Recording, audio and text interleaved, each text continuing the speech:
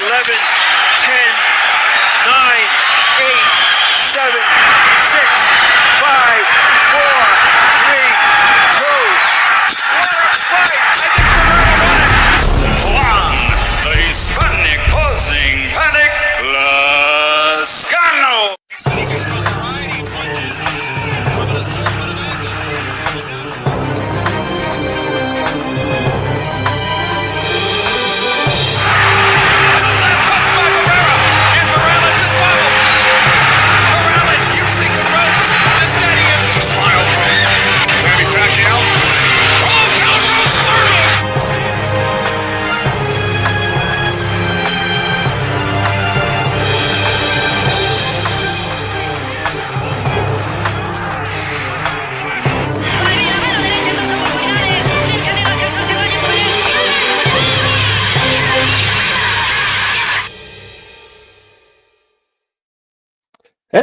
And thanks to those joining me live and those will be joining me on the archive D style. Here, make sure you hit the like button if you haven't already. But listening to the archive, hit the like button. Leave a comment. Tell me what you think. Agree, disagree, the whole nine. And shout out to Troy Mac already in the chat. And let's get this one started. Just gonna shoot the shit here. Tank fans are really trying hard to spin this whole thing. This whole taking the knee thing. They're trying very, very hard to spin it. That they've been going overtime. And their leader, right? Their leader, Ali Setback, right, is leading the charge. Right? And it's a great example of people that say things, but they don't quite, they just, there's a phenomenon going on in today's world called false equivalencies. Right? The breaks up, and they use whataboutisms to do it, right? So, well, what about when this happened? And then it's like, well, that's not even the same thing. It's not even the same ballpark, bro. What are we doing? I could see why you think it's the same thing, but it's not the same thing. What are we doing?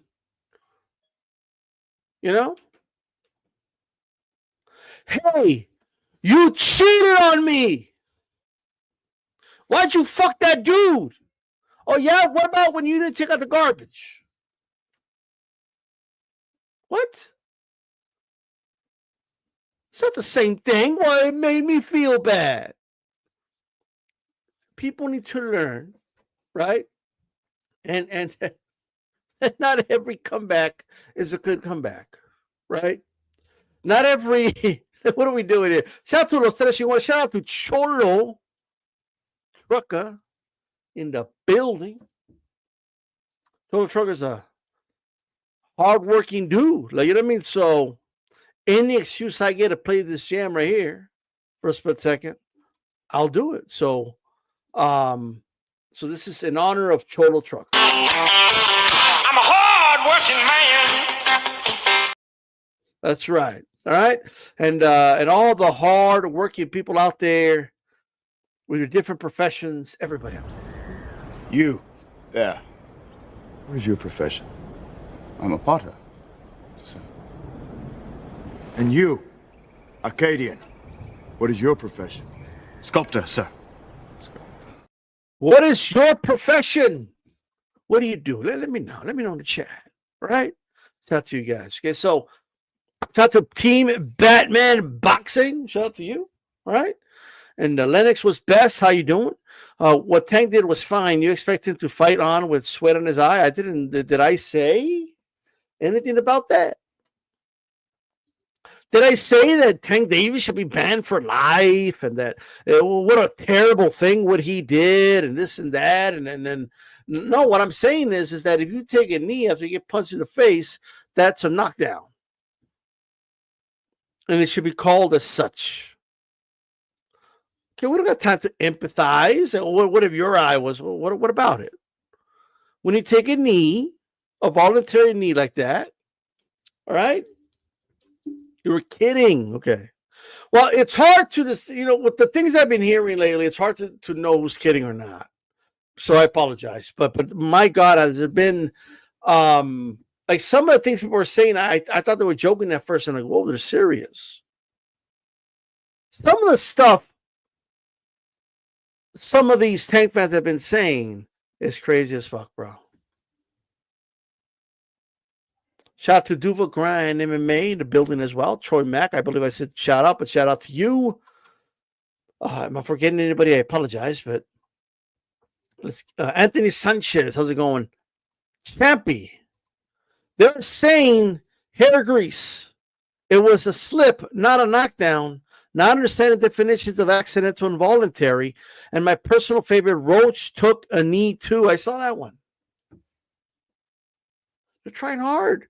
Like, at best, that means that the bull should have been, like, that's at best. But when you look at it, it's like, no, bro, it's not the same thing. We're shut down.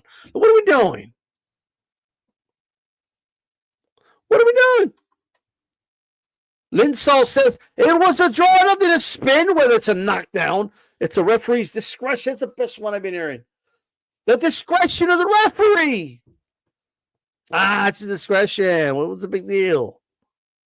You know, I'm sure that when Ryan Garcia had a delayed reaction to the liver shot and then took a knee, I'm positive that if that ref would have used his discretion, right, to say, oh, what happened? I don't know what happened. Are you all right? Hey, hold on. No knockdown. Timeout. Timeout. Go to your corner. Let him wipe your face. Right? What are you doing? What are you doing? What? And then have a conversation with Ryan for about a minute or so, and then, all right, box. I'm positive that Tank Davis fans would have been totally fine with that. I'm sure Tank Davis fans would have said, oh, yeah, totally. Discretion of the ref. By the way, what a weaselly way out to give your opinions on shit, right? Well, hey, the ref's discretion. You know, the ref discretion. Discretion of the ref. Why don't you tell me what you think? Do you think it should be a knockdown or not? Go like, what's up? What's your discretion? What do you think? Because most people are saying, yeah, it should have been a knockdown. Most people that have been watching boxing for years understand that's a knockdown. But what you want to bring out, you think, oh, look at me. Look at me. I know so much about boxing. I learned a new word. Discretion. Checkmate. Checkmate. Right? Checkmate. Got parrots out of just saying the word discretion. Dudes, I never seen them use the word discretion in their life. All of a sudden, I throw the word discretion around. Right? Discretion. Discretion. You guys want a cracker too or what? Are you proud of yourself? You learned the word with 3 syllables. Wow. Discretion. Wow. Good for you. Right. So do you think that was a knockdown or not? Not. Hey, the ref uses discretion, so.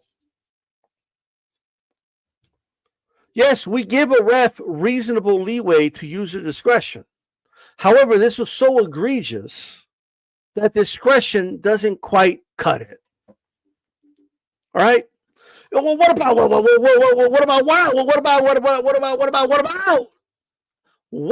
when Crawford took a knee? I was told. Mean Machine made him take a knee and they didn't call it. And I don't remember anybody saying anything about it. Like, what are you guys gaslighting? Nobody said anything about it? What are you talking about? I said something about it. So this day I said it should have been a knockdown. But it's still not the same thing. There was an exchange, right? And you can make an argument that maybe the ref missed it, right, and thought it was a slip, so then he continued it, right? Like, you can make that argument. I disagree with that, but this isn't the same thing. Tank Davis took a voluntary knee. So give me examples of voluntary knees. A lot of you didn't do really good in your SAT test, did you? Like, give me an example so it properly applies of somebody taking a voluntary knee. And even if you find one, it doesn't mean it makes it right. Cintron, right, getting hit with a legal punch by Martinez and complains to the ref that it was a headbutt, and the ref taking his word for it, was bullshit.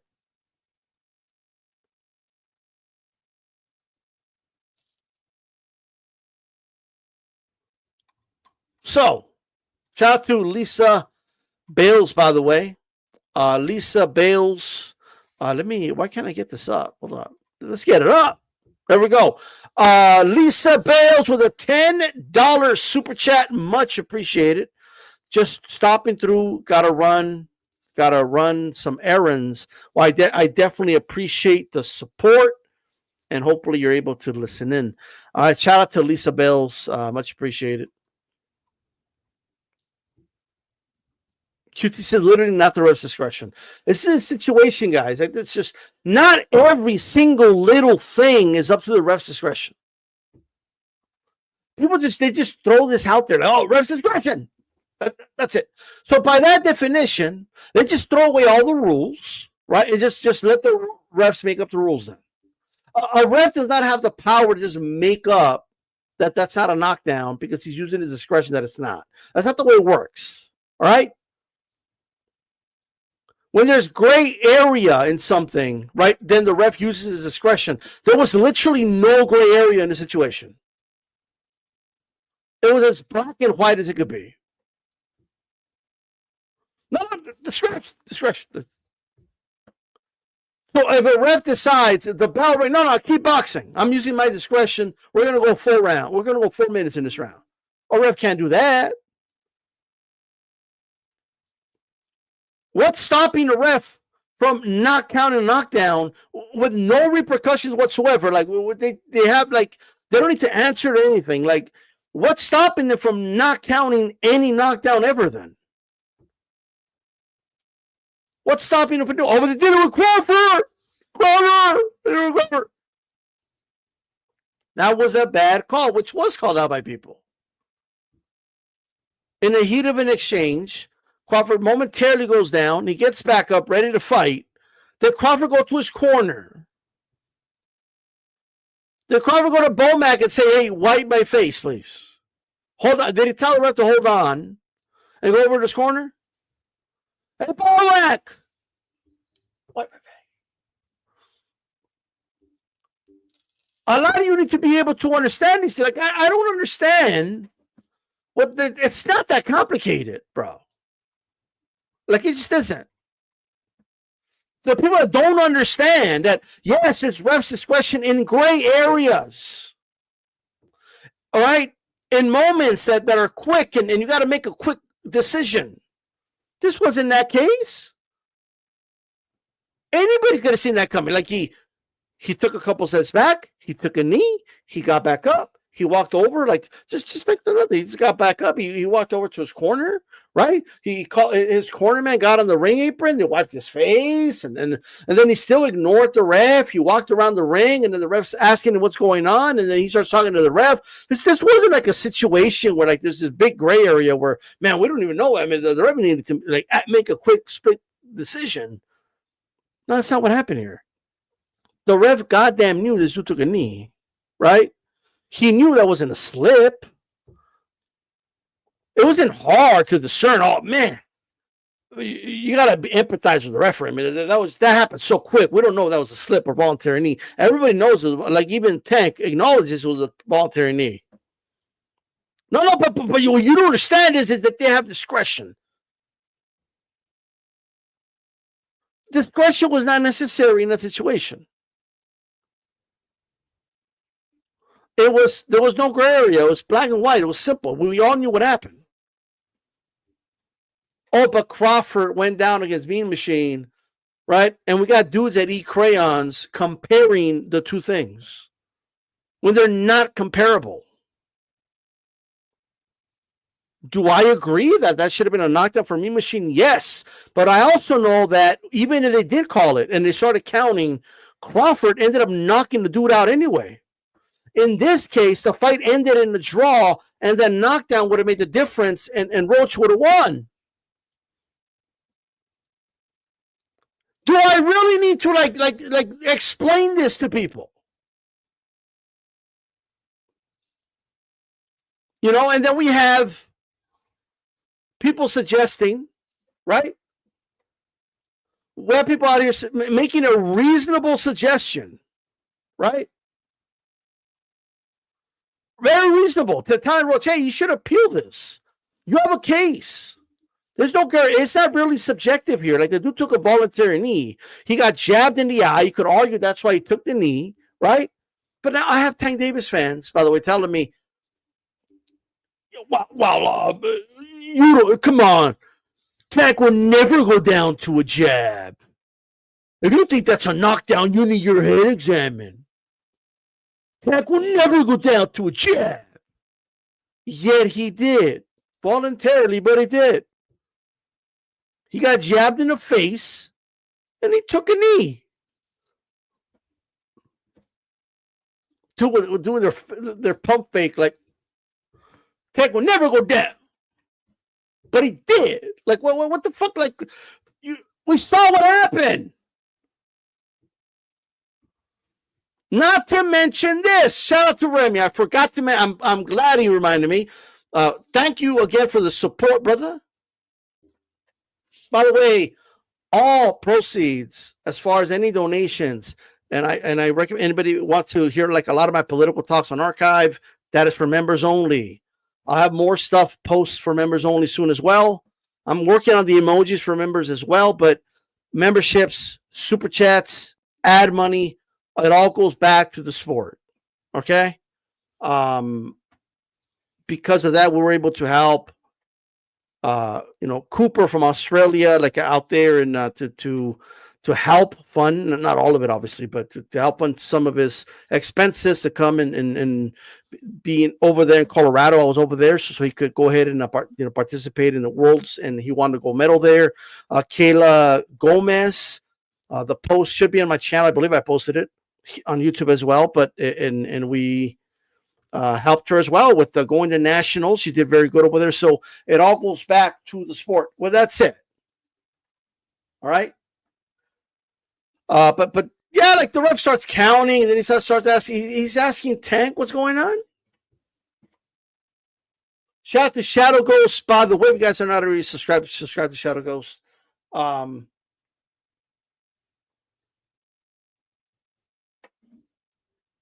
They should have counted it, bro. So anyway, people are making it very reasonable.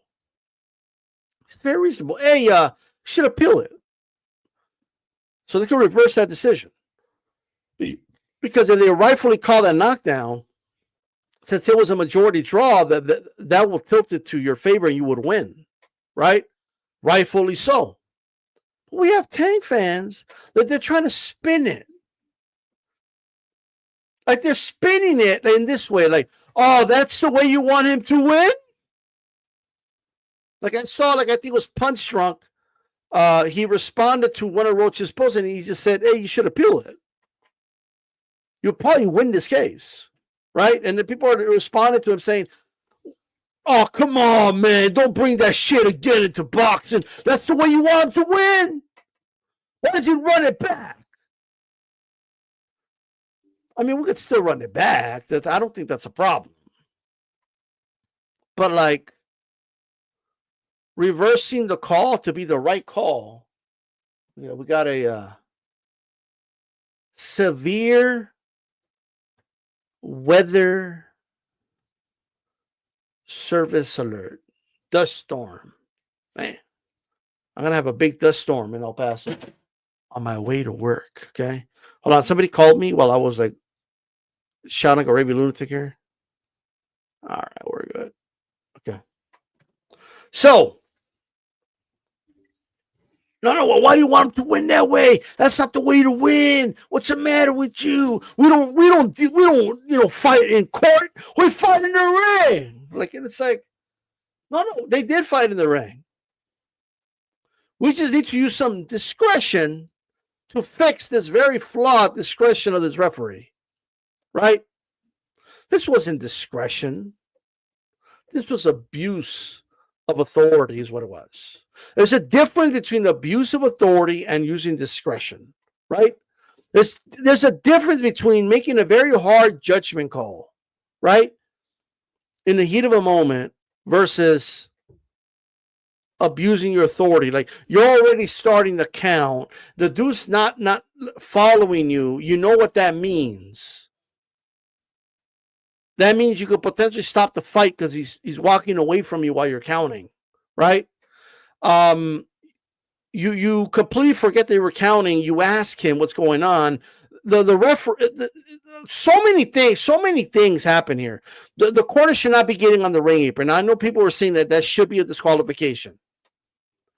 I wouldn't go that far, right? Like, we've seen it happen, but I get it. It's still a violation of the rules, and it could lead to that. But all the things that were allowed in that sequence, the dude literally gave himself a big timeout, and it should have been a knockdown. And the referee totally hooked him up in that situation. Now, I do agree that it's smart to take a knee if you think you're in trouble. Right now, a lot of fighters will not do it. The machismo for a lot of these fighters is just a bit too much, and they're not going to do it. Right? Tim Tszyu had blood in both his eyes for 12 rounds and not take a knee. And blood stings. Right? It stings like really bad. One time I was working roofing, right? And I had cut myself with the edge of a blade that I was using to cut the shingles. And somehow, like, I went to scratch my eyebrow, like, with my thumb, and some of the blood trickled down, and that blood, some of it got in my eye. It stung like a motherfucker. Okay? So granted, I was out in the hot sun, so it's different, right? But my point is, a lot of these dudes will fight through a whole fight for better or for worse. But do I agree that it's smart that if you're in trouble, you take a knee? Sure. But it should have been called. You don't get to take a knee, do the smart move, take a knee, but then you don't suffer the consequences of it. Like, even in football, you lose one of your timeouts, right? You lose a down. Like there's a repercussion you get for that. In any sport. And in boxing, if you take a knee, okay, you can take the knee. That means maybe you were in trouble, maybe you'll survive the round, and ultimately you're going to win the war, but lose that battle in that moment. But there was nothing. He just literally got a free break out of it. He got a freebie. He got a hookup. He got a timeout.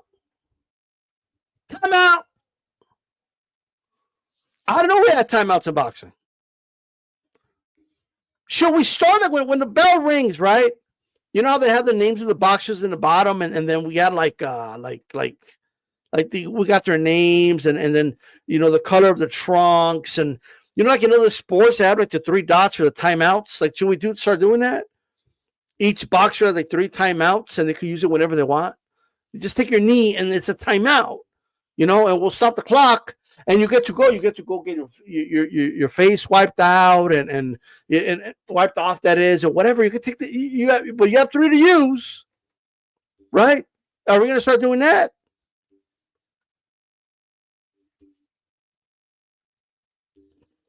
He took a voluntary knee after getting hit. That's a knockdown. There's no discretion, basically, like that. There's no gray area here. And then he gets back up, as Haplo is saying, he ignores the referee. He completely ignores the referee, right? He starts walking away from the referee. His corner gets on the ring apron. Another violation. You're not even allowed to be coaching in the middle like that. Like, even when, like, you're not the fighter that does the foul, right? So anyway, he goes over there and he gets his face wiped off. Like, just like, what's going on here? And then just ignoring the ref. He walks away, then he argues with the ref. The ref, what's going on? They go back and forth, and the ref just forgets he started the count. Like, what the fuck is going on here, bro?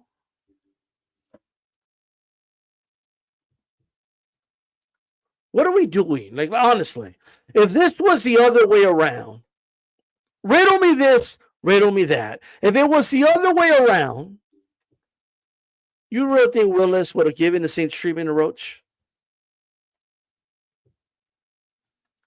Everybody knows the answer to that. Like everybody knows the answer. But I'm just asking. Would Willis have done the same thing for Roach? If Roach got hit with a jab, let's same thing, maybe in the eye, maybe it was bothering him, and he took a knee. And then he gets back up. He ignores the ref. He walks over to the corner. They wipe his face off, right? His cornerman gets on the ring apron, wipes his face off. And then he continues to walk around, ignore the ref. And what the ref has started the count and stopped the count and then continued the action, not call a knockdown. Do you really believe that would have happened?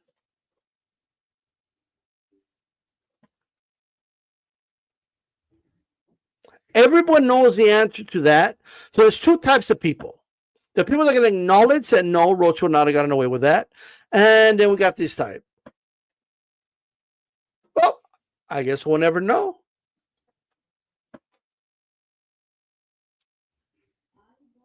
Right? I guess we'll never know. Well, I guess we'll never know. I mean, but we don't know a lot of things, right?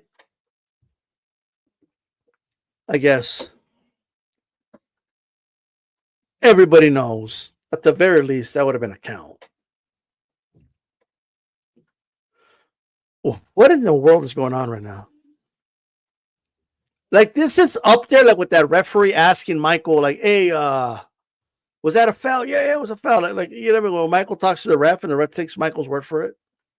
Like Michael Jordan is able to influence the referee and what his call is when he's a player and the referee is supposed to be calling the game. This is right up there with that.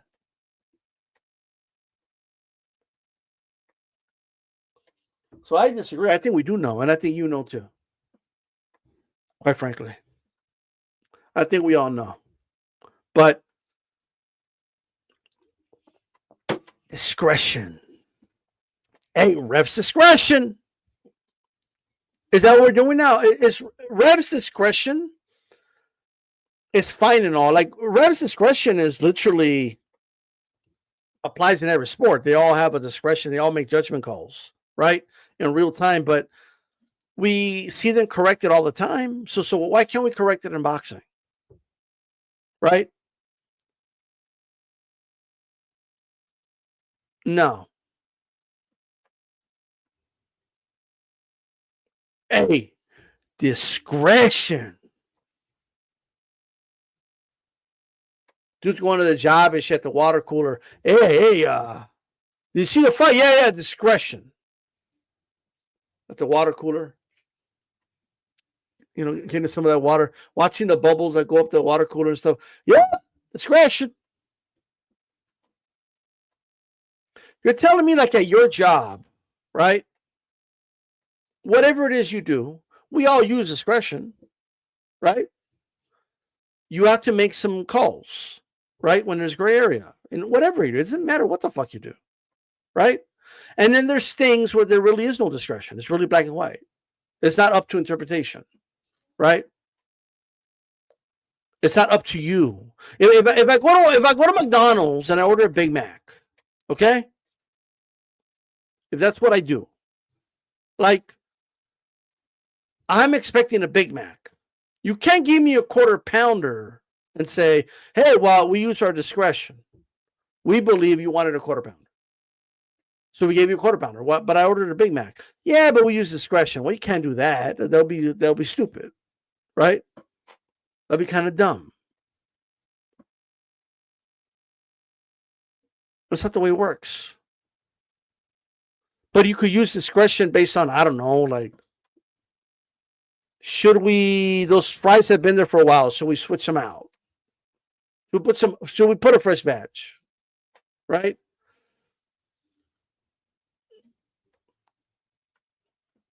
This person ordered from the counter, this person ordered from the drive-thru. You use discretion. Who do you start making the order for first? I guess, right? That's where discretion comes. It doesn't come in like, well, I'm going to use my discretion. I'm going to give you 2 cheeseburgers instead of a fucking Big Mac.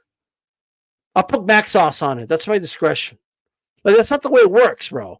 Like, people are using discretion to just totally make an excuse for anything the referee does. And they're comparing, right, knockdowns that happen in the heat of a moment, of a heat of an exchange, to like a voluntary knee they could easily see. Simple as that. It's the way I see it. So, who's crying? We are discussing the fight and calling out the bullshit. That's not called crying. Crying is what the Tank fans are doing, all right? Because they're upset that their fighter's getting criticized for taking a knee. It's bothering them, right? And they're doing everything to spin it, right? When people use this as a tactic used to try to discourage people from criticizing their fighter that they like. That's what this is. And it doesn't work here. Try something else. People need to start acknowledging the tactics, call them out, and move on. All right? Because that's what that is. At the end of the day. If they're so against crying, they wouldn't be here. They wouldn't be watching. They wouldn't be responding to people criticizing Tank. Just go about the day. So that's what that is. Oh, I don't like what you're saying about Tank. Let me spin it where it makes you look like you're the crybaby and you don't get to talk anymore. That's what that is. All right? Your emotion, you are projecting it on other people. You know the emotions you're feeling. You know how it makes you feel when Tank Davis gets criticized, right? So you take that feeling you have internalized, right? And you try to project that feeling onto other people because you believe that other people are feeling that. No, that sounds like a you problem. Tank Davis took a fucking knee. All right? That was a knockdown. That's not crying about it. That's calling the what actually happened. And it's a boxing channel, and I commentate on what's going on in the boxing world. And it's a fight that happened in the weekend, so I'm going to talk about it. If I was doing a video praising Tank and defending Tank, a lot of those same people would be calling it credit. They'll be on here saying, yeah, facts. Yeah, that's a real talk and all this other shit.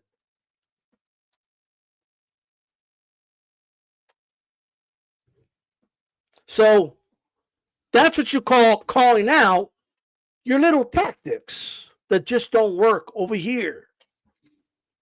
All right? If you need to shame people for giving their opinion, maybe your opinion ain't that good.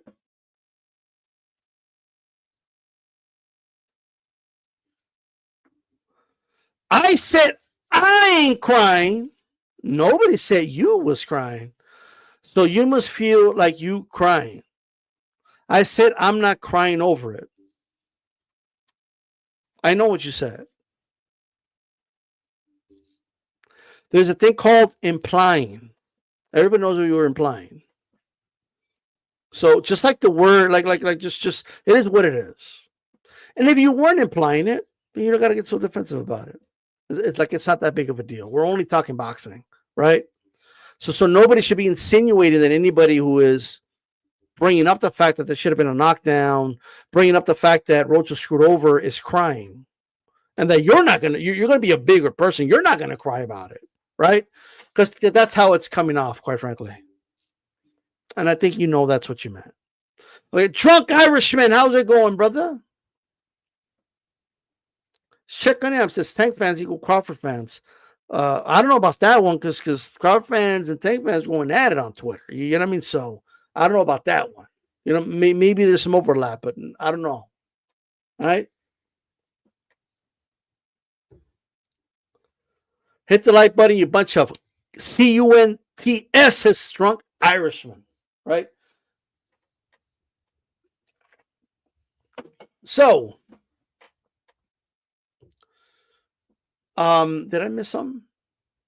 Oh, there we go. Ali didn't take a knee versus Sonny Liston. Shout out to Remy. I almost missed this one, but thankfully it's separated on StreamYard now, so I could see it.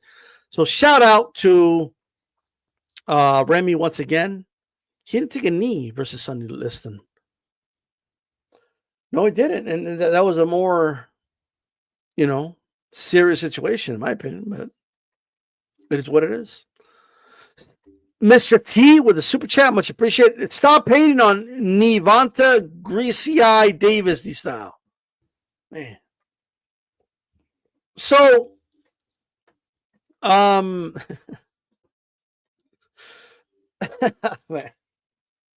Don't say that too loud. They're going to get mad. All right? I mean, dude, I don't know what's so hard about it. You could be a fan of Tank, but it'd be principled and say, yeah, that was a knock. That should have been called. You know what I mean? It's not that hard. Shout out to Calix. How's it going, Calix? I'm good. It's good to be on. Well, are you here to defend Tank or what's going on? Yeah, I don't like y'all leave Tank alone. I don't like how harsh y'all are being with Tank right now. I don't like it one bit.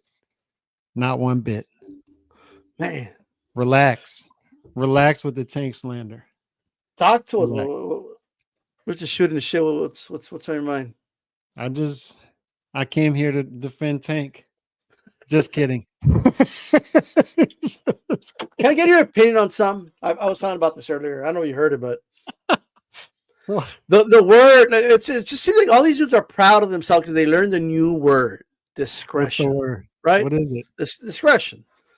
But I go through timelines, right? Discretion. They can't stop saying the word discretion, ref's discretion. And I go and you could go to their account on X. There's a search button. You could look up a word that they've used before, right? And it'll bring up all the tweets that when they've used the word discretion, and they've never used that word on Twitter ever. That's ref's the one. Discretion. Discretion. The word has never been. So they learned this new word, discretion.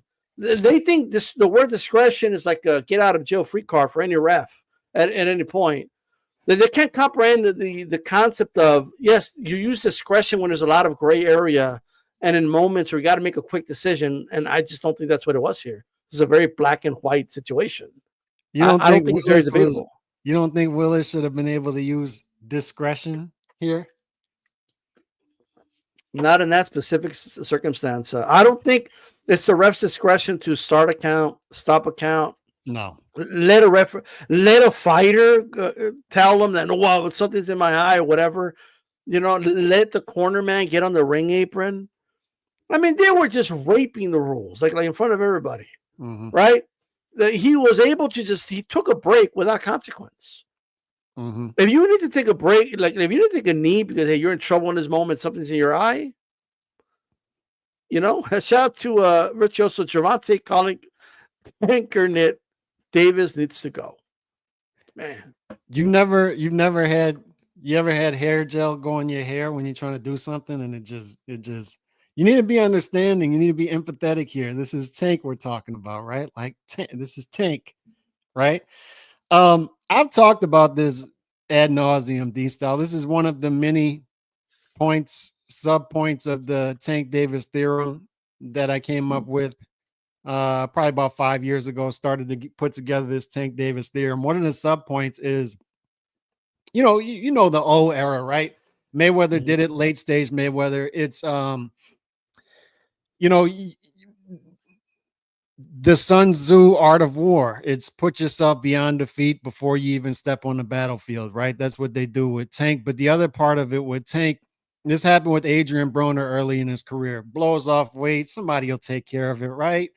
Misses a press conference, somebody will take care of it, right? He's so used to people sweeping his dirt under the rug. Sweep it under the rug. Sweep it under the rug.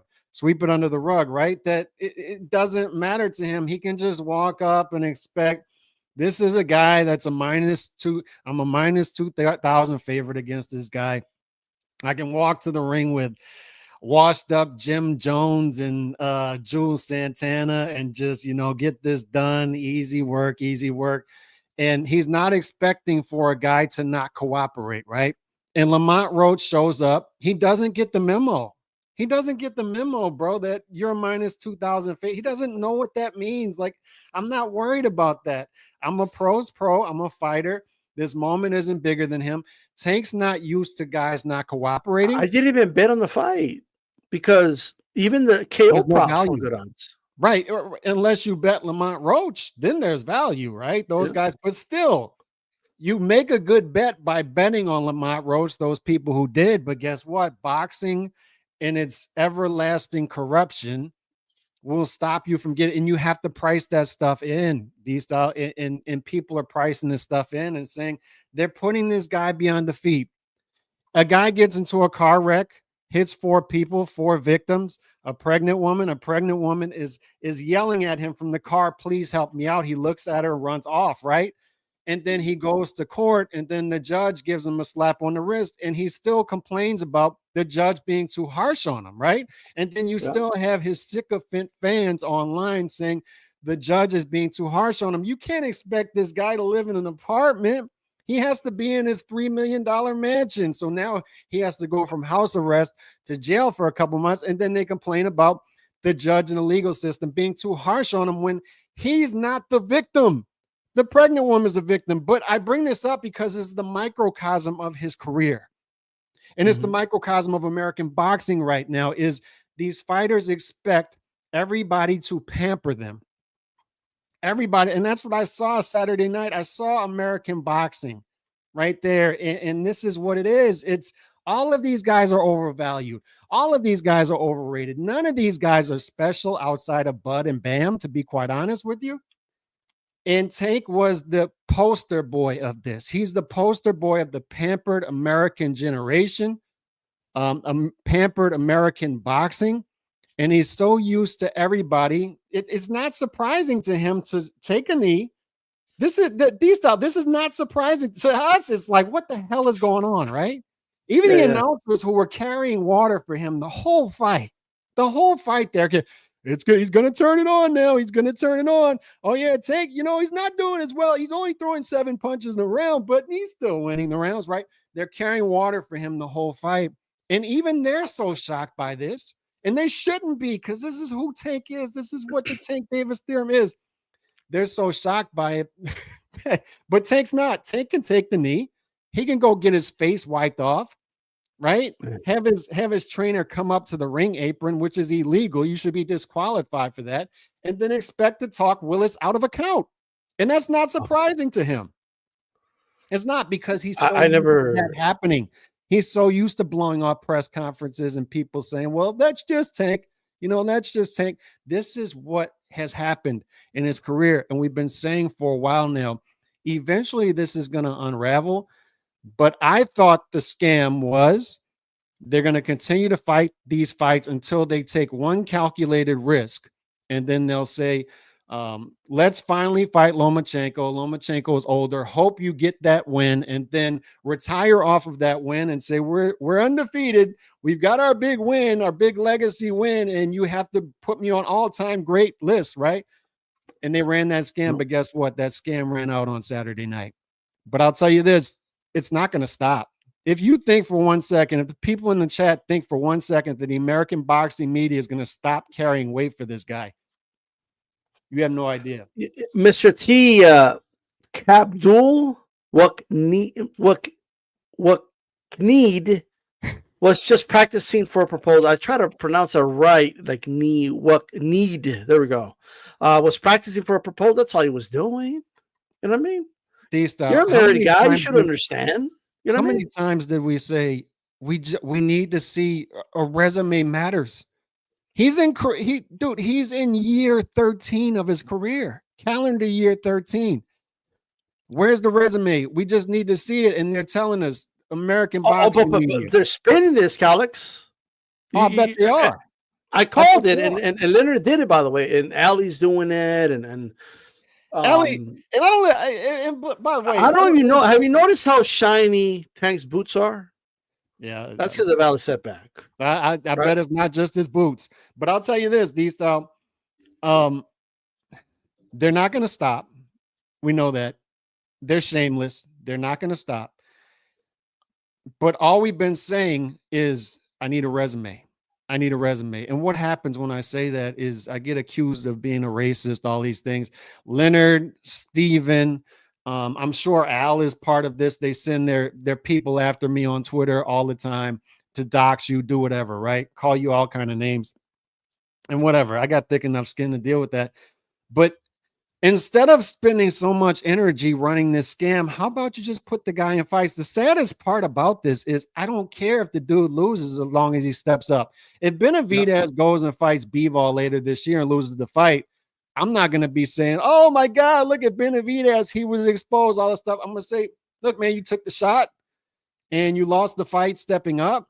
I'm here. Like, what do you want to do next? That's fine. At least you stepped up. You're trying. Benavidez, Tank, these guys could be promoted correctly as action stars, and wins and losses, it doesn't matter at that point. We're still here for it, right? I'm watching Matias the other night too, and I'm saying this is an action star. Just put this guy in big fights. We're in desperate need of action stars, and that's the sad part about that is we're robbed of that because they're so scared. They're scared to death of Tank getting a loss. They're scared to death of David Benavidez for years getting a loss, that they overprotect these guys, and they don't need to do that. They don't need to do it. We don't care if these guys have a handful of losses. Just put them in there with fights. The problem is that a lot of their fan base is the mentality is, hey, if you lose, you ain't no good. You know what I mean? So, but they're neglecting the majority of boxing fans that literally just want to see the best fight the best. You know what I mean? And the general public that just wants to see great fights. But I'm just trying to understand how he convinced, like the closest I seen this guy, like the closest I seen to this, and I would even argue it wasn't even as bad, but it was still pretty bad. Do you remember Martinez Cintron? Mm-hmm. Martinez hit him with, I think it was like an uppercut. And then Cintron went down, and Cintron somehow convinced the ref that it was a headbutt. Yeah. And his corner got in the ring apron and everything. It was just one of the craziest things I've seen. But given the fight, given the fights though, it's not this. It's not this. But there's the big difference here is Willis stopping the count, number one, right? And then allowing Tank to dictate the terms of the situation, like he's in control, like he's the boss. Because he is. Yeah, well, that's not the way it should work. I agree. No, but Willis makes faces. He makes crazy faces when guys punch each other. So he's this cute and cuddly figure in boxing, right? And I don't care. Lamont Roach is getting hit in the face. He's a boxer. He's putting his life on the line, right? This is what you do in boxing. I don't care if a dude's a cute and cuddly figure in boxing, dude. Get it correct. But that's the thing, though, is Tank is the boss. Did you see his post fight? Like I had work in my hair, and the grease fell in my eye, and then people were like booing. This is his crowd, by the way. These are his supporters in the arena, booing him, right? And he's like, "Why y'all booing? This is real facts right here." The dude's talking about grease. About I think I saw somebody say like the Tres Flores falling into his eye, like the gel. What type of gel does he use? Number one, or grease? Like I don't care, bro. People don't want to hear it, dude. They just don't. Like this, but he doesn't get the concept, and it goes to what you're talking about, that how out of touch he's going to sound and how like entitled he's going to sound by bringing it up. Mm-hmm. Right. And he's like, he can't believe people would dare boo. Like they can't just take his word for it. I've said it for about 3 years now. And I hear other people saying it. And good. I'm glad they're catching on. I don't care that they're stealing it. I'm glad they're catching on. He's the most privileged fighter in the sport. Mm-hmm. He is. You look up privilege in the dictionary in boxing, it's Tank Davis. He is the most privileged, pampered fighter in the sport. No other fighter could have that resume, get on pound for pound list. No other fighter can back his way to the top of the division like that without fighting and have a belt emailed to him and not get away with this. This is what led to the dust up on the roundtable last year. The last one I did, right, is look, man, I got no problem with Lamont Roach. Especially now, and more on that in a minute. Respect the hell out of him. It's nothing against Lamont Roach when I criticize this fight. It's if you give the average boxing fan and you say, write down a dozen opponents that you want to see Tank Davis fight next. That makes sense, right? Not one of Tank Davis's sycophant fans, right? Because what they'll do is they'll just write the easiest opponents, right? He's not going to come up in that dozen. You're gonna name 7 or 8 lightweights before that, right? Maybe some junior welterweights, but Lamont Roach is not going to be on that list, right?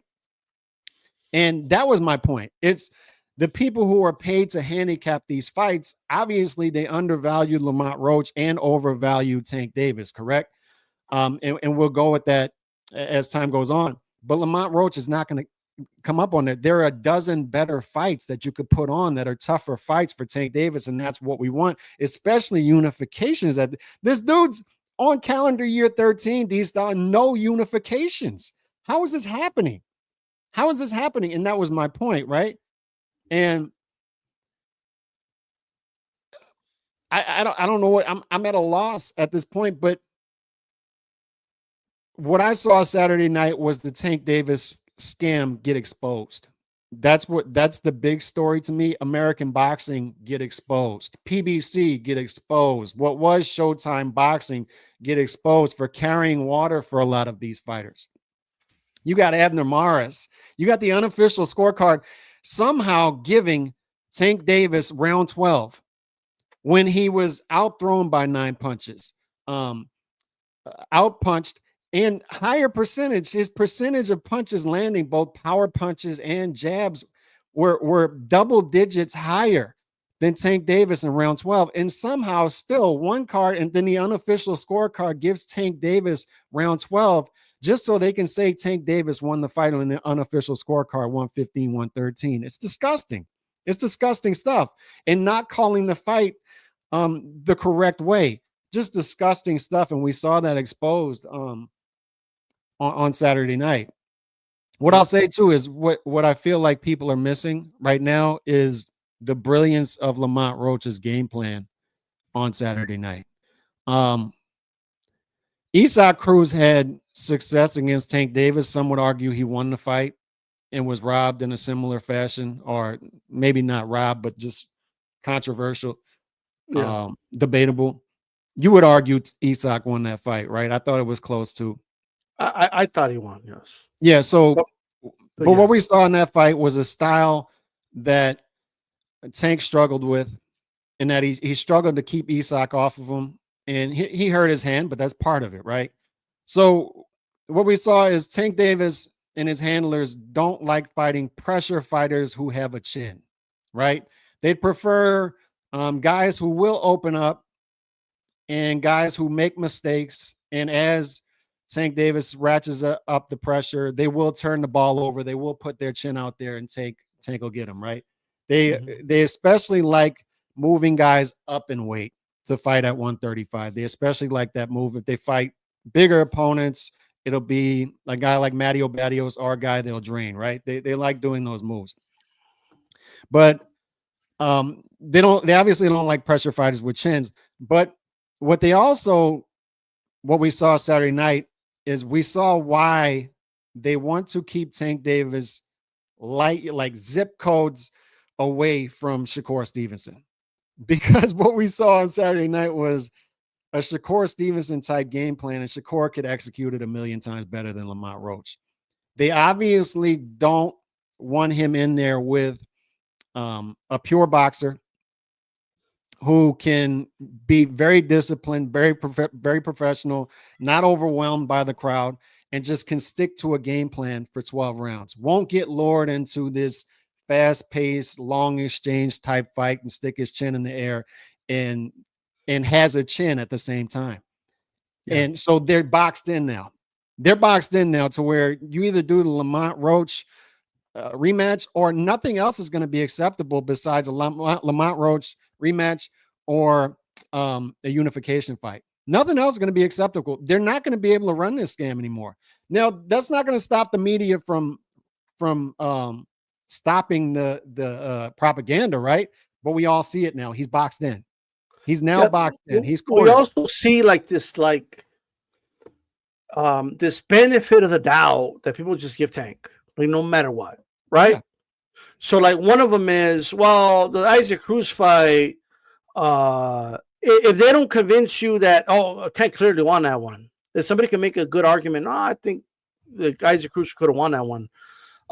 Then they'll kind of they'll default to but his hand was messed up. His hand, yeah, it was his hand. But his hand. That's what it was, right? And in this fight, it's like, oh no, well, he won. Like ref discretion. It's just they come up with something, or it's hair gel, or he just didn't take it seriously, right? Yeah, he didn't take it seriously. Which brings me to this: like Al Bernstein comes out. I don't know if you saw his tweet, but Al Bernstein comes out and he gives his thoughts about the fight, right? Mm. And Al Bernstein says, "I'm not being a Tank hater. I just don't think he took this fight serious, as if they're going to come at him with that." Like, no, you're defending Tank indirectly by saying this was not about Rhodes stepping up and having a great performance. This is about Tank Davis not fighting to his potential. We don't know what the fuck this his potential is. Yeah. We don't know because he hasn't stepped up.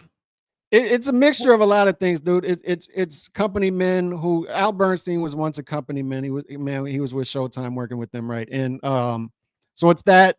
It's part thin-skinned. We know these dudes because these dudes come after us, right? And call us all kind of names and docs and call us all kind of racist, David Dukes, all kind of stuff, right?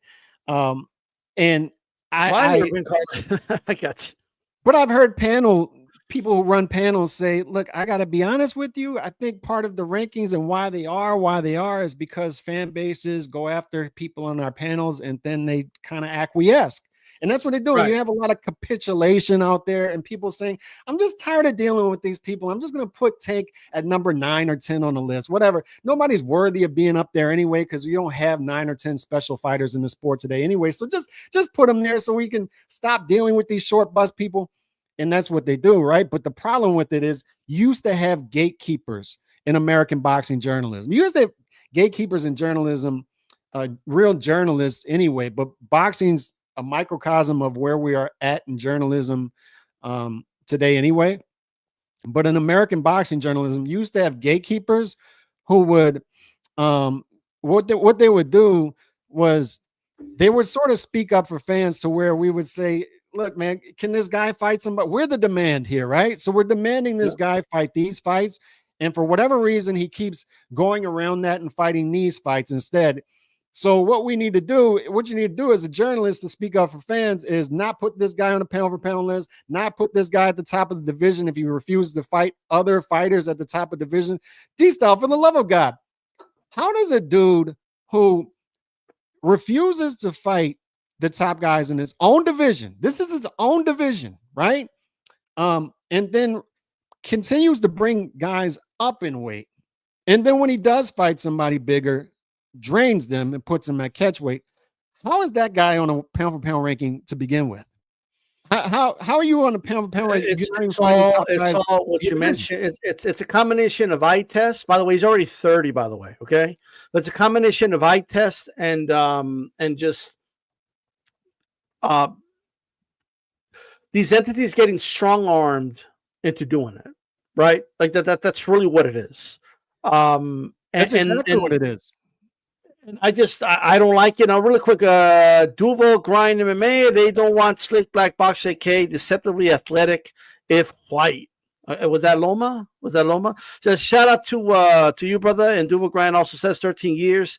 Best win, Pedraza. Who's like, Pedraza's like number 4 or 5 on other guys that already beat him list, right? Yeah. Other dudes beat Pedraza, and he's not like the number 1 on their list. He's like 3 or 4 or something like that. And they beat Pedraza too, but because he beat a wagering Pedraza years ago, he gets a get out of jail free card forever. Mm-hmm. Right? This is what he is, but I want to read over this because this is what I'm talking about. Right? And we see this a lot in boxing, but and with all due respect, I like Al Bernstein, but I just don't agree with this post at all. And I see what he's doing. Lamont Roach is a good fighter, but Saturday's close fight was due to more Davis's stale performance. Roach needed a late rally to get a split decision in winning his title at a lower weight class against Hector Garcia.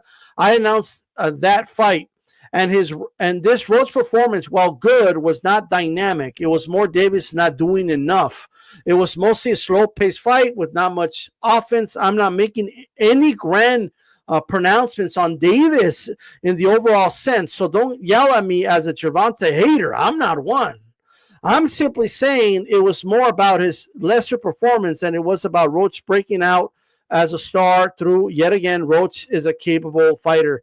This whole like, yeah, but here's the thing. This is not, once again, American boxing, this is not how you deal with this. This is not how you, and I see what they're trying to do. They're trying to put Tank back up here and keep Lamont here.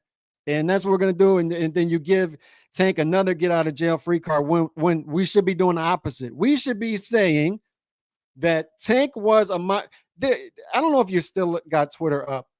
IDEC Boxing, I think he's an American boxing journalist. He had another, just like that, a post kind of like that, to where he's saying something similar about Tank told you this was going to be a tough fight. You guys, you slept on Lamont, and this is why we need to watch the fight. No, minus 2,000 favorite. So what we have here is a guy who was undervalued. Give Lamont Roach his credit. I'll go further in detail about that in a minute. But also, Tank is overvalued. It's both. Yeah. If you have a guy who is minus 2,000 favorite and he gets a gift draw, what's that mean? It means he's not up here. He's down here. The guy who you thought was down here is up here. What I saw, D-Style, is two guys who are pretty even. That's what I saw. This was not a fluke performance. What happened, D-Style? Lamont Roach, they obviously studied Tank Davis. They're obviously a smart team, pros. Yeah. They're not overwhelmed by the moment like a Frank Martin, like a Hector Luis Garcia, right? They came in with a game plan, and he stuck with the game plan for all 12 rounds. And what was the game plan? It's this guy wants you to go first. I've talked about this. What was the mistake that Ryan Garcia made in that fight? He opened up too early. Second round, he opened up, right? Yeah. And the first round, in between round 1 and 2, because Ryan actually had a good round first round. He won the round without waking Tank up. So what did Goosen tell him in the round? Perfect round. Do the same exact thing. What did Ryan do in his galactic brain mind, right? He went out there and he did the exact opposite, right? Overwhelmed by the moment. Lamont Roach had the perfect game plan of Tank's going to go in there, throw 4 punches in the first round, 7 punches second round, like 14 punches in the third round.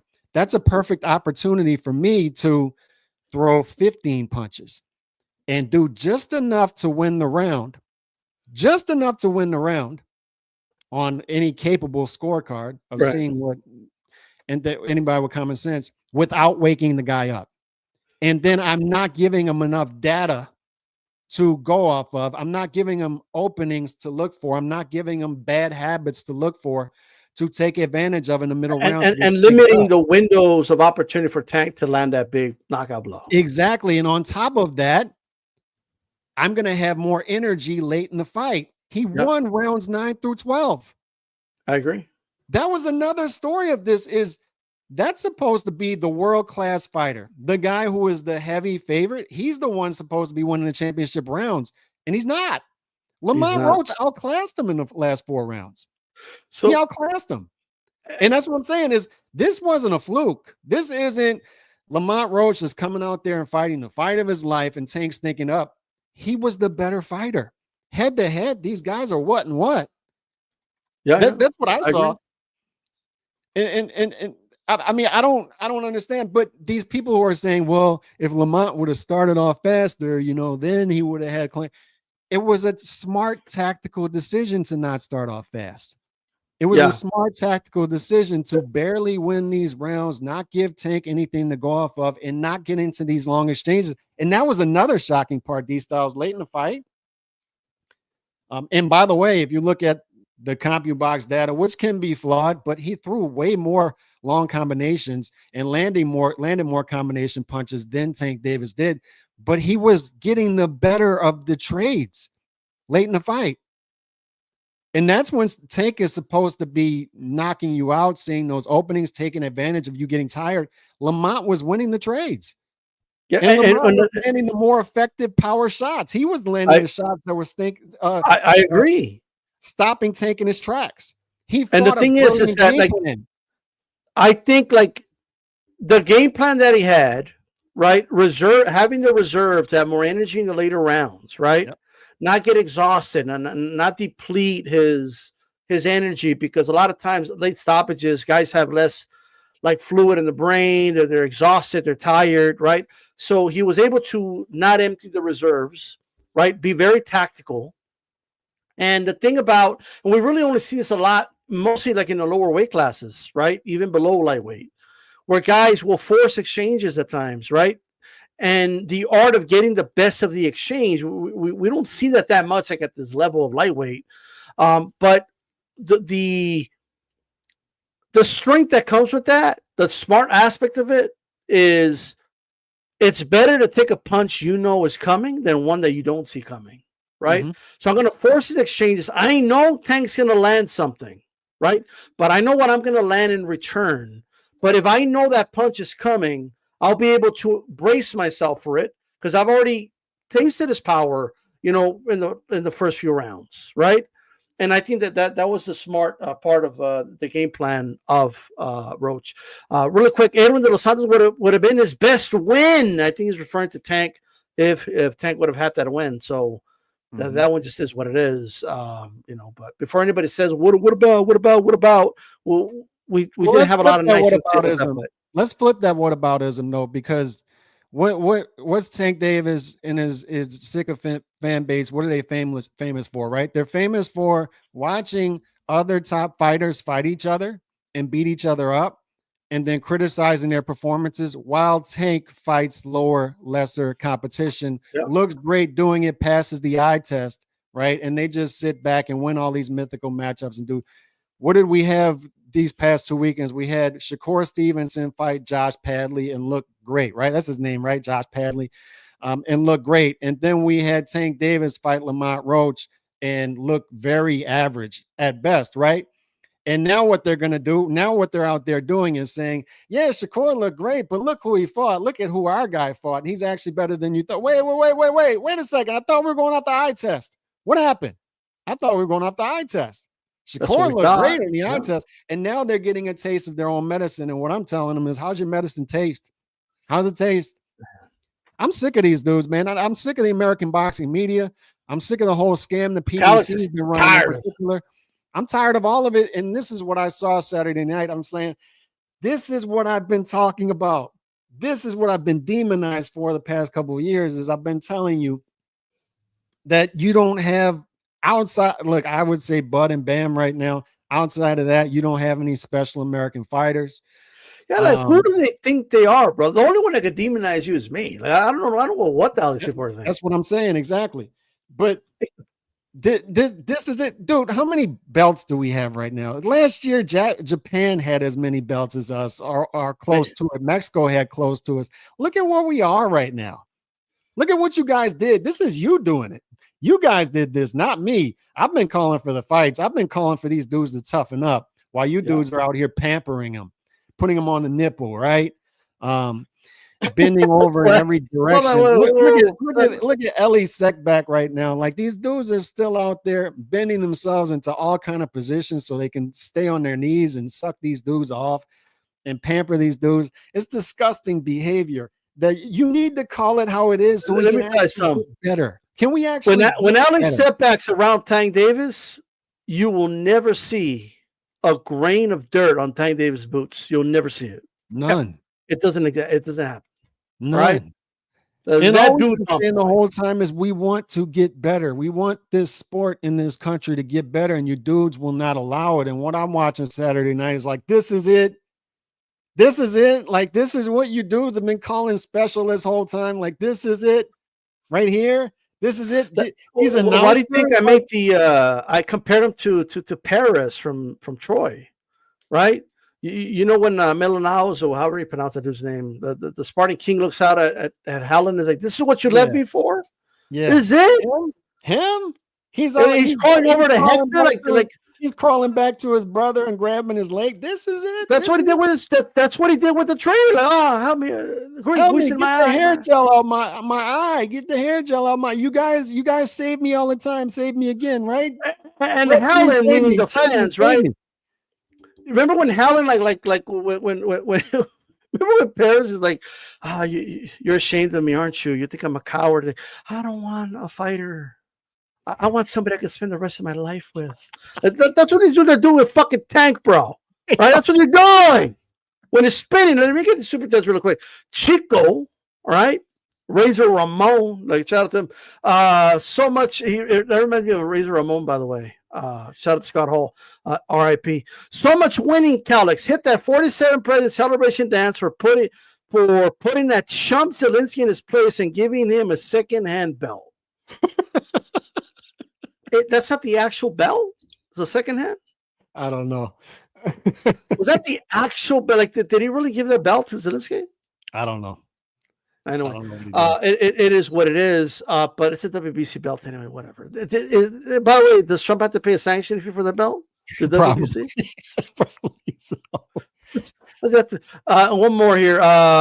Duval Grind MMA. Lomachenko at 130 and pre-Fimo would have been dancing on Tank. Tevin Farmer, not going to lie, would have been his best opponent had they fought. And excuses. Hey, that's another fight that they avoided, bro. You know what I mean? We got some more here. Calix, is that smug rich Honduran this Monday? Damn.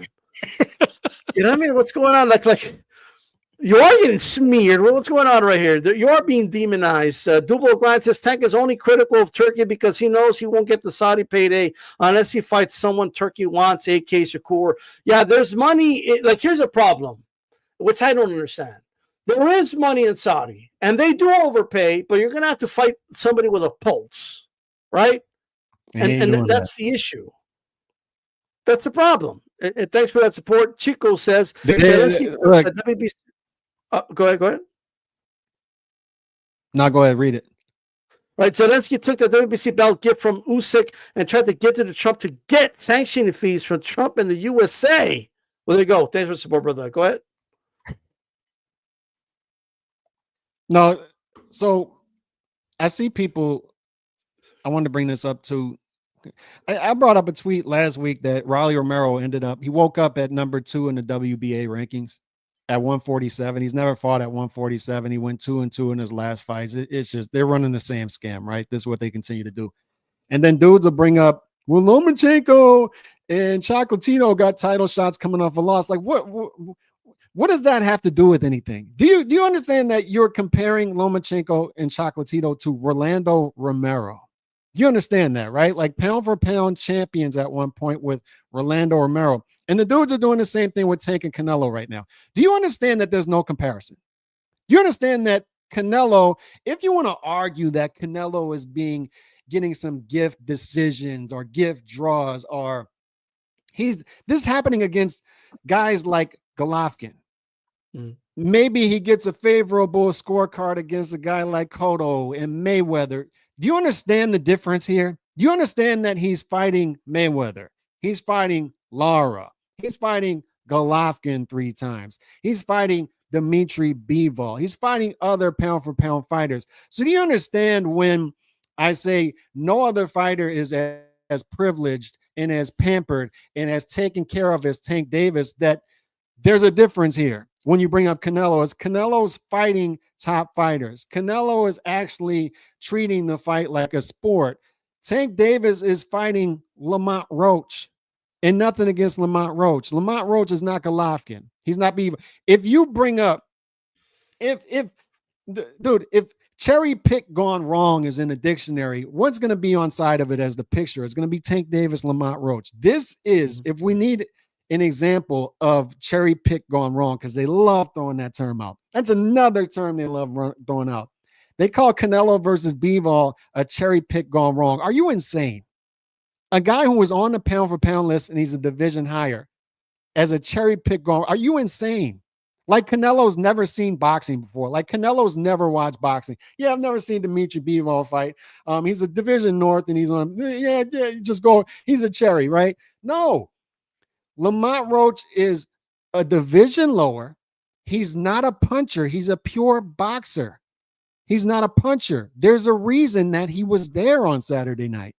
There's a reason that he was, Tank was minus 2,000 favorite. Fellas, This was a cherry pick gone wrong. Lamont Roach did not cooperate. And it turns out that these two guys are even. Tank and Lamont are even. Duval Grind says Tank is a Reggie Bell king, never unifying. I want to like there's something that just like I see what Al Burns is doing here, right? And this part right here, right? See that? Don't yell at me as a Gervonta hater. I'm not one. He wants to convince people that somehow, if anything that they should criticize about this, it's that he's being harsh on Tank. Yeah. Right. Like you it's don't like want to do that. You don't want to do that. Ugh. Yeah, but I did. No, what are you doing? You're downplaying Roach's win. Right. Most people think he won. They're doing the exact opposite of what they're supposed to be doing. And that's what American boxing journalists has become. They've inversed everything. Instead of being the gatekeeper for fans and supporting and making sure that the fans get the demand, because we should be demanding the fights too. We should be working in unison while we do our journalism. They've inversed it to where they protect the fighters, they protect the power brokers from the fans, and they'll demonize the fans. And that's what I was talking about with the IDEC boxing post too, is he's saying you guys were not smart enough to see what Lamont Roach is, who he is. Tank was. Tank picked this fight because Lamont Roach is a great fighter. And Tank tried to tell you, that this guy's a great fighter and you were too dumb to see it. And it's the same thing that I dealt with on the roundtable with journalists and participants, right? It's you guys just aren't smart enough. This is a great fight. This is much better than if he fights Shakur Stevens and all these stuff. And you guys need to stop complaining and pay for the fights. And if you don't, just quietly just hit the road. And people do. And they do leave. And they've inversed it. The journalists are protecting the power brokers and the fighters at the expense of the fans, instead of protecting the fans and the demand at the expense of the power brokers and the fighters, and keeping them honest to where we actually get good fights.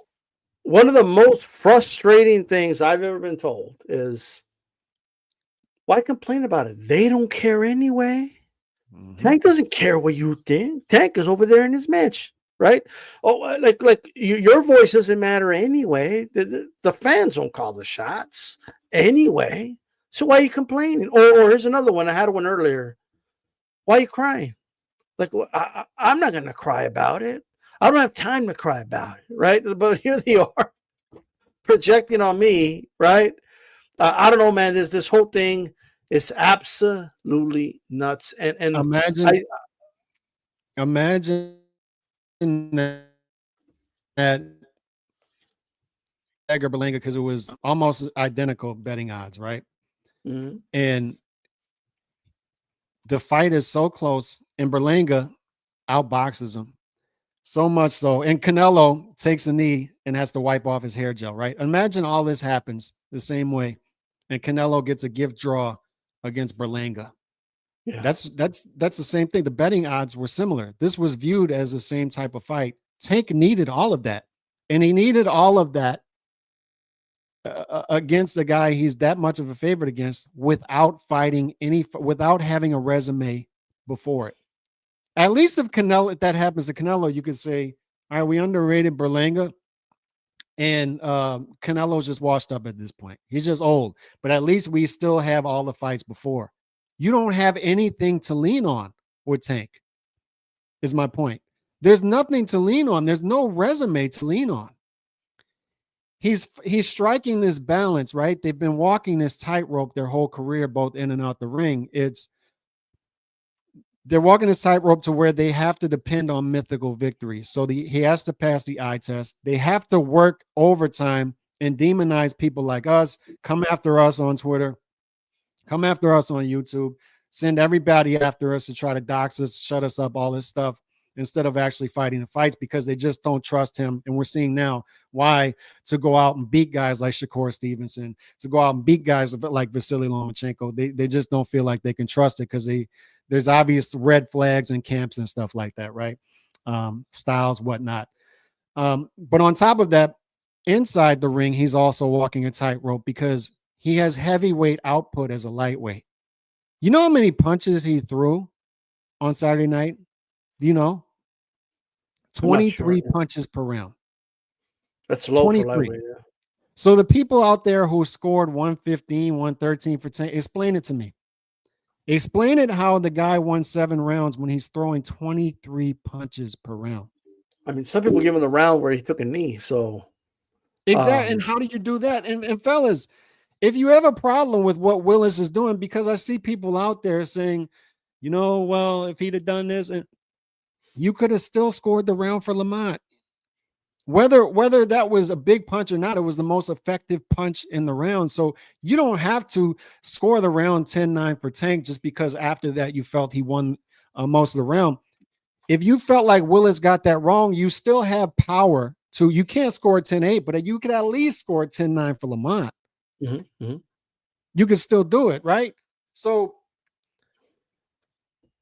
23 punches per round. How do you get to 7 rounds for Tank with 23 punches per round? He was out. The output by far was Lamont. And on top of that, Tank has a way of ratcheting it up a little bit, right? But at the same time, he'll bring your output and your percentage down as the fight went on. And the opposite happened in this fight. You know what happened? Yeah. Lamont threw 52 punches in the 7th round, 45 in the 9th round, 54 in the 11th round. He outpunched Tank by 9 punches in the 12th round when Tank should have been fighting like he needed the round, right? He landed 42% on his punches in the 12th round. He's landing almost half of his shots in the 12th round. Tank did not bring his output down. Tank did not bring his percentages down.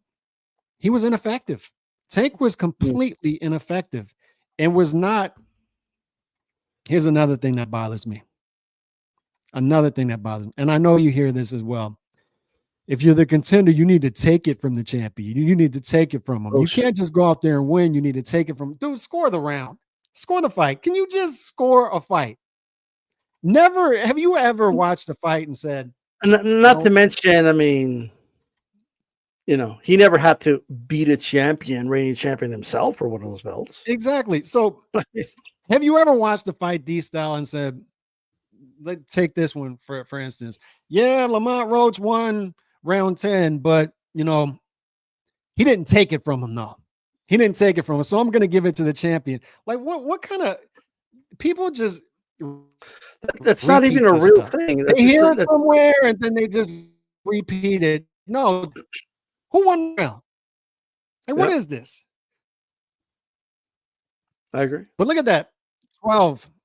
Tank throws 12 punches in the, and look, I want people to understand that the first number can be flawed. The second number is more accurate.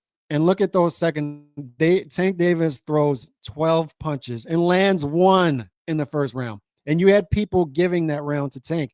And I understand 17-3 isn't much better, but that was brilliant to me from Lamont because he understood what he was doing going in is I'm going to throw a little more than Tank, but I'm not going to give him much to go off of. I'm going to try to win these rounds close, keep myself in the fight. And then the second half of the fight is going to be mine. I'm not going to be overwhelmed by the moment. I'm not going to be overwhelmed by Tank and make mistakes late in fights like a lot of guys do. I'm not going to be super tense early on in the fight. He fought a brilliant fight. Look at these numbers. 12 in the first round he throws. 12 in the second round he throws. He's throwing 22 punches in the 10th round, 29 in the 9th round, 24 in the 6th, 17 in the 5th round, 20 in the 4th round. This dude averaged 23 punches in the fight. These look like heavyweight numbers as we're looking at them, you know. And then look at the lack of a jab in a lot of these rounds. It's all power punches, and I hope you have a high percentage if that's what you're throwing. If that's what you're known for, you're going to have to stay in the fight because you're walking a tightrope. Usually the low percentages when they have like throwaway jabs and things of that nature, and we don't really see that here. And he has the ultimate tightrope style in boxing, and that's why he's just walking. It has to go right for him. It has to. If anything goes sideways, it's going to be tough for him to win a fight. And you saw that Saturday night. He lost that fight. Lamont won the fight. He was the better fighter. This 279 punches total isn't good. No. That's extremely low. Like that is crazy low. I'm sorry. This And- right and- here, In the That's right, overall, that's right. and that's what I'm saying. If you throw that low, you have to be more than 8 percentage points higher than your opponent as far as accuracy. He's Yeah. 8 percentage points higher. Like, what That's is crazy. this? Who thinks that's a Tank Davis fight? Yeah, I put money on Roach. I was pissed this double grind. Again, thank you for the support, brother. Funny when they compare him to Canelo, like Canelo didn't unify two divisions, undisputed in one, and he deserves to be a difficult A side. LOL, not Tank. And it follows up with Pedraza was the only non-Reggie Bell champ. Okay, fair enough. He did beat Pedraza like so many years ago. So he did beat him. That's fair enough. But I also got tired of Cal. So whenever people, brought up, look, no one's above criticism. Even on this channel and your channel, we have criticized Canelo, right?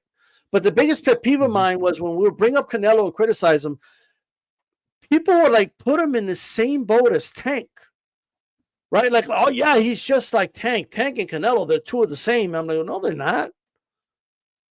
Like, Tank is 30 years old, bro. This is how old Floyd was when he fought De La Hoya. Look at Floyd's career already at that point, right? Tank Davis has, at the very least, passed through most of his prime right now. And what is he showing for it here? And now, like, his aura of like, which always happens with punchers, is gone. Like, people know, yeah, you go to this is with this dude. There's kind of a blueprint here to beat him. Like there's like a way to do it. You could kind of approach it the way Isaac Cruz did, the way Rhodes did. That's the similarities, but they have completely different styles, right? But the approach was very similar, right? It looks like patience, especially early in a fight, right? And feel his power a little bit.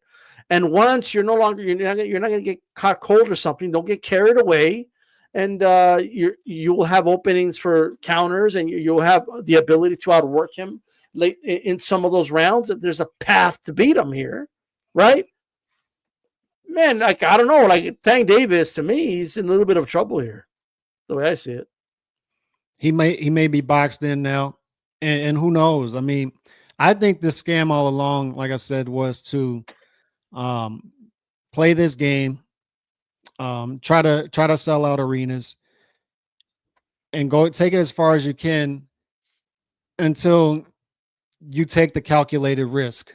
Try to get him on pound for pound list. Try to bully publications and media outlets to get him on your pound for pound list towards the bottom, right? And then you take your calculated risk against, say, a Lomachenko.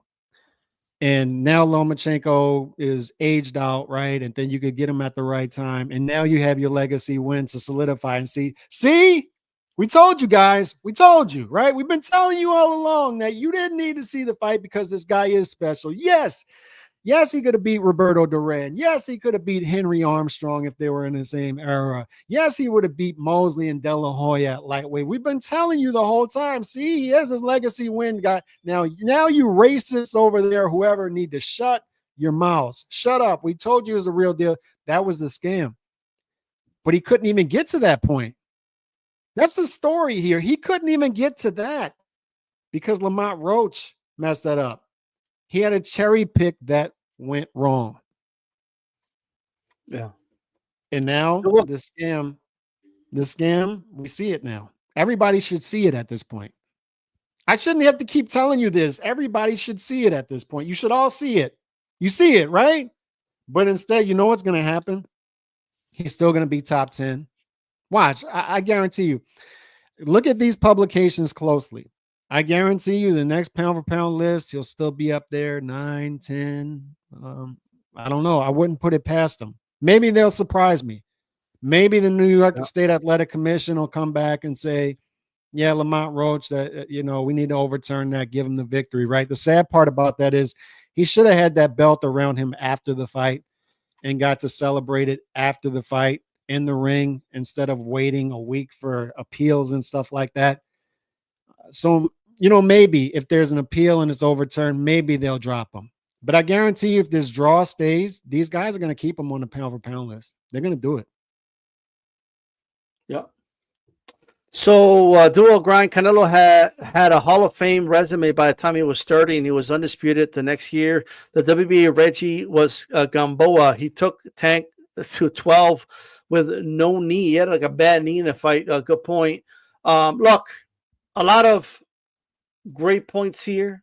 But holy cow, like they're trying so hard right now on Twitter to argue that it's not a knockdown. Discretion. That a voluntary knee is all discretion from the ref. Discretion. And it's like, if you would have asked all these same people before the fight, it just explain the scenario without the name Tank, they would have said, oh, of course that's a knockdown.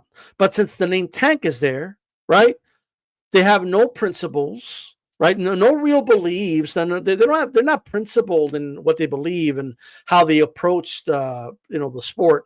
Instead, they're just gonna I'm gonna spin it to whatever favors my guy, Tank Davis, right? And his fan base, just a lot of them are just not principled. They're just not. It is what it is. If your point out there right now is, if you're one of these people saying things like, I'm not trying to take anything away from Lamont Roach, but you completely missed the plot. And I'm telling you right now, I don't care if these guys are Hall of Fame journalists or commentators, and you have to, at this point, eliminate those guys from people that you go to for boxing information and knowledge, because they either don't get it, maybe they're just too old, I don't know, dinosaurs, but they don't get it, or they're compromised. You want to see the right shit I'm saying? to do here, the correct thing to do here, and you shouldn't be saying things like, I don't want to make you Tank Davis fans mad. It's not to take away from Tank Davis. Don't take away from Tank Davis. I'm not trying to take anything away from. No, man, stop with that. The correct thing to say here is Lamont Roach outboxed Tank Davis. He was the better fighter in the fight, and Lamont Roach deserves all the credit in the world. And we overrated Tank Davis. I went through this. There was something similar going on in England. This too. Why do you keep sending me this? Yeah, this, like they think this is it. They think they got it. Like this is the part that gets to me, right? This reminds you, like when you're playing chess with someone, they do like an illegal move, like they shouldn't do it, and they're like checkmate, and you're like, well, what are you doing? Like, you can't even do that. Like, put the piece back. Like, you can't do that. You can't put yourself in check. Put me in checkmate. What are you doing? Right? You can't move the horse all the way straight to get my king. What is this? The horse doesn't move like a rook. What are you doing? The rook can't do like everything the queen can do. You can't put the queen back on the board. What are you doing? So like the knee is not counted as a knockdown in boxing when a boxer takes a knee to the canvas, not a result of being hit by a punch, and the referee determined that it was the action was not due to being knocked down, but rather for a reason like adjusting equipment or wiping something from their eyes. This is considered a slip. No, it's not. I don't know who the fuck said this, right? Like, is it? Oh, BMD said it. So, oh, okay, he said it, right? Have you seen the movie Meet the Parents? Yeah. Where Robert De Niro goes, "Oh, Greg said it, so that's it." Greg said it. So, like, well, what do we do? That's literally not a slip. Why do they keep? That's actually not the one they sent me. They sent me another one like that. I think they're just making this up. Are they just typing this stuff up themselves? I think they asked like AI or something, and they think since AI said it, is right? That Grok 3? It true. That's Grok 3. Dude, Grok 3. Is it Grok 3? It might be. I don't know, but it's not right. It's not correct. We're fucked, bro. We have a big percentage of the population that thinks this is a great argument. Oh, they thought they had it. They thought this was the like, this is what we're living amongst. This is crazy. Exactly. And this is Tank Davis's fan base. It is like people keep trying to be nice about this and not point out he's got the dumbest fan base in all of sports. They're dumb. They're the dumbest fan base. Oh my God. And look, dude, never in my life. This is a new one for me. I've been watching boxing my whole life. I've never seen this happen where a dude just he gets hit with a jab and then he just takes a knee and then just goes to his corner. And I had no idea. I said it to myself, how is he taking a timeout? Like at least What is this? Cintron, but at least Cintron, like you could almost make an argument that he really did think it was a headbutt, right? Like you could almost be like, oh, he thought it was a headbutt. That's how hard the punch was. This dude literally, he got, you know what happened? I just think the most reasonable explanation, he got jabbed in the eye. It was bothering him, so he took a knee, right? That's what happened. I thought in real time he got thumbed. That's what I thought. I thought it caught him and poked him in the eye, and that's what I thought. That's what I thought happened. So when he got rubbed, when the towel went across his face, and then he hopped back out there, I was like, "What the hell is happening?" Yeah. Plus, the problem with this explanation, too, by the way, if I could bring it up, like the problem with this. Well, let me get this really quick. Floyd Mayweather first having to be recorded knockdown was a voluntary knee and breaking his hand. That was Tank's fans before that. Okay, 100%. And then he says Google AI says something completely different. LOL. Right. Like here's the problem with this whole thing, bro. Is that this isn't even explaining the whole thing, period. Because like right here, it's saying if they take a knee because they need to wipe something from their eyes, right? Well, the ref started the count. The ref didn't say time. Hey, something's in his eye. Slip, right? Yeah. Oh, the ref didn't determine it was a slip. He started counting. The ref started counting. Then he just took Tank's word for it. Why'd you go to your corner for? Why is he wiping your eye? Well, hey, why are you walking away from me? Right? Why don't you ask AI what happens if the boxer doesn't listen to the ref's instructions and starts to walk away? Why don't you ask that to AI? Right? Now, if you know boxing, you don't need to ask AI. Yeah. We already know the answer to that, bro. Like there's a thing called critical thinking skills. Yeah. Can I address this comment real quick? And this is nothing personal. It really isn't. Because this might be a good person. It's nothing personal. What I'm saying is I don't understand this sentiment, because if anybody has a sport base that is not critical enough of him, is Tank Davis. I don't understand this at all. People are being too critical of Tank Davis. How? In what galaxy are people being too critical of Tank Davis? He is the most privileged fighter in the sport of boxing. He gets away with the most things. He gets away with being able to do things that other fighters are not going to be able to get away with doing. No resume, popping up on pound for pound list. He's beating Roberto Duran in mythical matchups, for the love of God. Like, are people insane?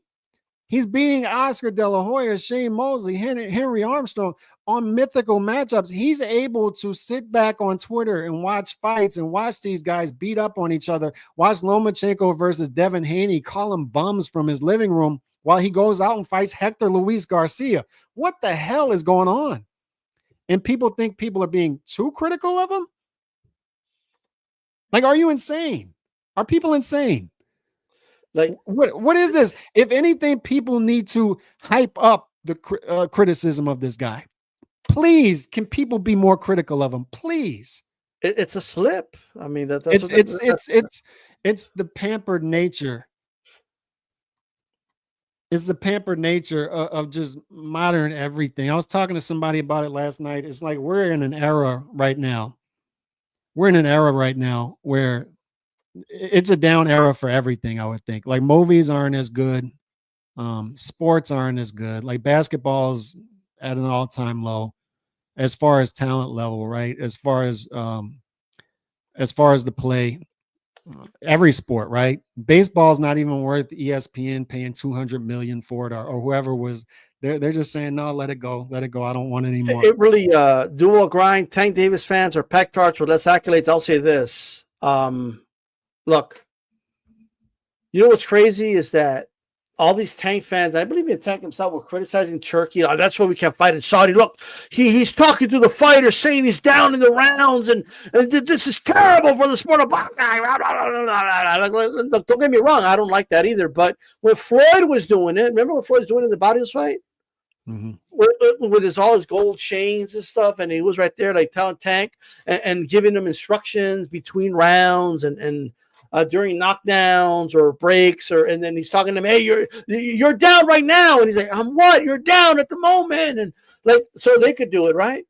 Yeah. The difference is that it's in Saudi we're getting good fights and they're doing it, and here in this case he's fighting for Reggie Belt and they're doing it. So I'll take the better fights. Thank you very much. All right, that's the way I see it. Look, I gotta get ready for work. So any final thoughts, John? No, I think we touched it all, and I'll likely do a podcast in a bit over on my channel, and look for me on X as well. Look for him on Boxing too. X. All right. And there's going to be a dust storm in El Paso. So pray for D-Style. Hashtag pray for D-Style. All right. Mhm. 10 days fans are packed out with less accolades. It's dual grind. Go to Calix Boxing here on YouTube and all that good stuff. This is D-Style. And I am out of here, guys. I'm getting ready for work. I'm out. Peace. 11